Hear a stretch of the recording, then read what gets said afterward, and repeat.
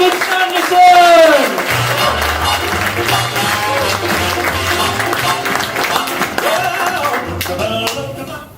Ooh, music's down. This is one of those stories that takes place between the stories we usually tell.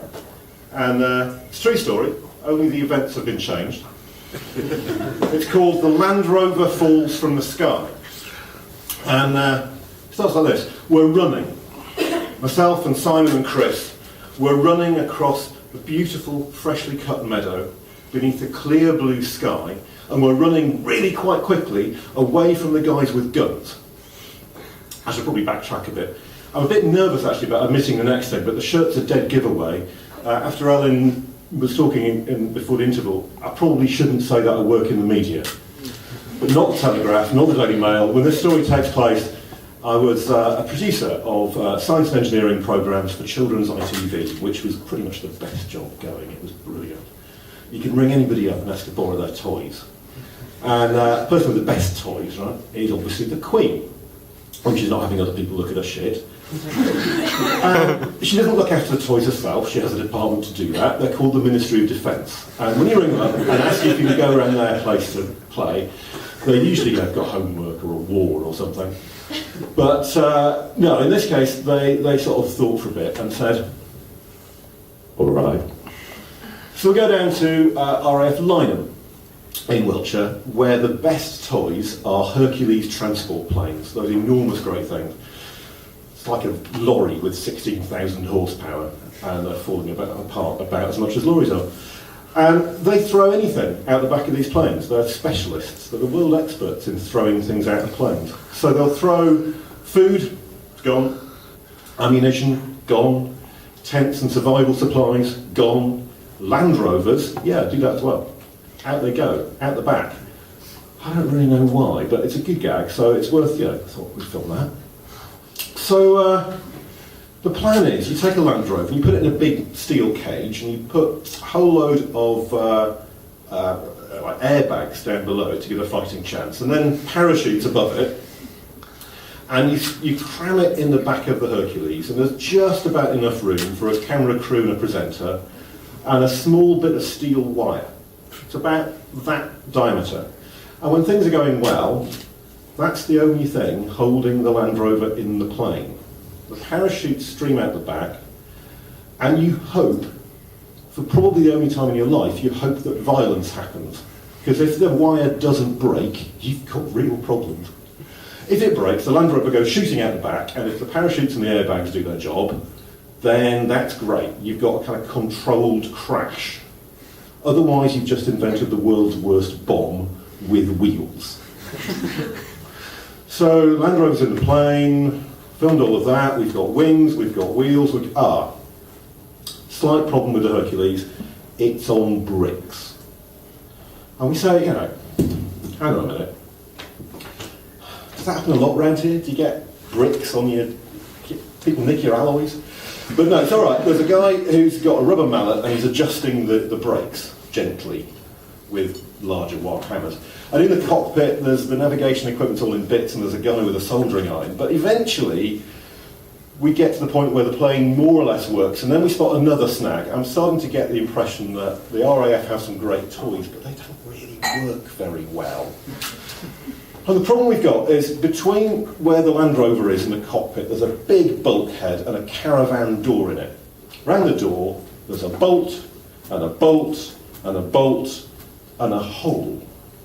And nobody knows whether the hole's supposed to be there, or if there should be a bolt. That's all right. Our Hercules is at the end of a long line of these things, all neatly in a row. So we go and have a look at the next one, and pop our head in, have a look, best of three. The next one, this one's locked. It's got a padlock on it, like a garden shed padlock, those big chunks. Obviously people nick their power tools or something, I don't know.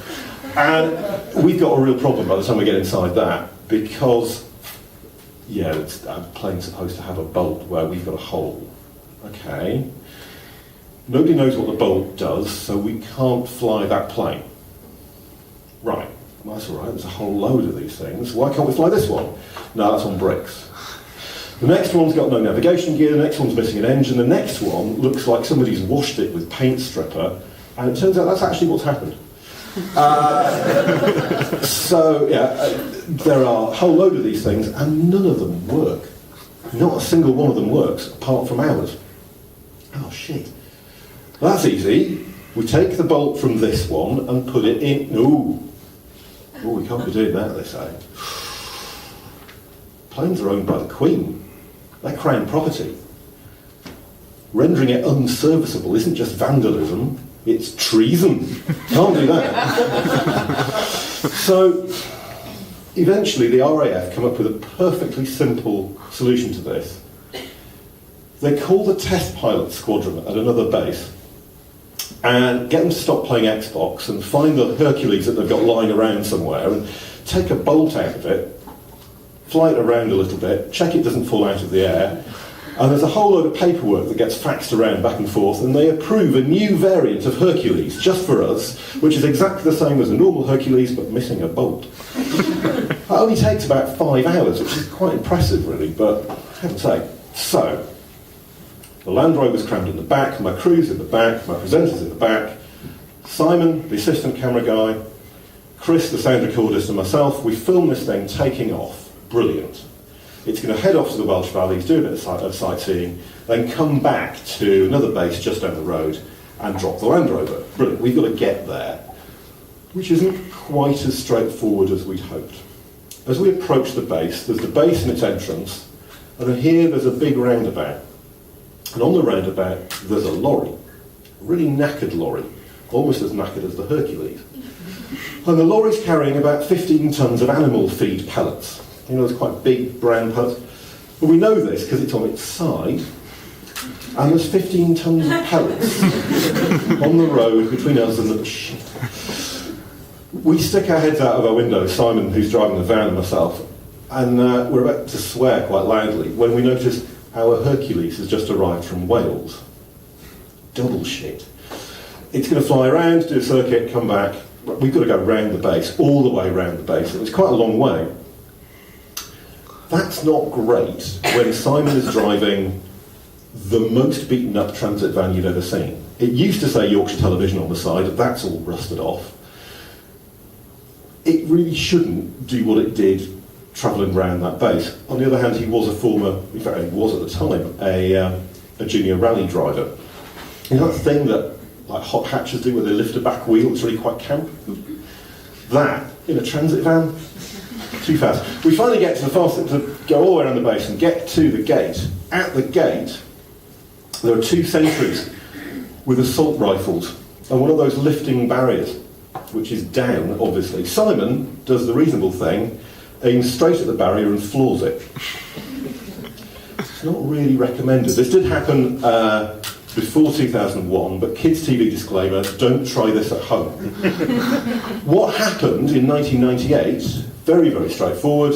You're a sentry standing at a base, you've got a van, an unmarked white transit van coming towards you at speed, you're carrying a rifle. The obvious thing to do is lift the bloody barrier because he's going to smash it. Great, so he does that, we screech to a halt. Chris and Simon do what's later described as a quite effective combat deployment. I pull up a few seconds behind them, by which time the sentries have started to think a bit and are swinging their rifles round towards me. I shout, ITV! Which is the only time that ever worked. Turn the engine off, thinking about the sound for Chris. Turn the engine off, grab the tripod and peg it after my crew. So we are running, Simon and Chris and myself, running really quite quickly across this beautiful meadow, beneath the clear blue sky, running away from the guys with guns and towards the army guys who packed up the Land Rover the day before. Now they're army guys, they're cheering us on as only the army can. There's quite a lot of swearing involved, it's not very kids' TV, but that's okay, we can't film while we're running. Also they're army, so they thought of everything, bless them. And they've got this fantastic square marked out on the grass beside them, and they're beckoning me to stick the tripod there, so I do, I slam it down. Simon snicks the camera into the shoe. Chris starts fiddling with his mess of cables. I reach my back pocket, and amazingly, there's still a script there, which I hold in front of the lens. Simon's hands are a blur. He thumbs the white balance button, taking a reference from the script, and he's trying to guess exposures, zoom length, focus. And when he gives me the nod, I pull the script away. In Simon's viewfinder, it's a clear blue sky, perfectly framing a Hercules plane, with the ramp down, 2, 3, 4, 5. Parachutes bloom out of the back.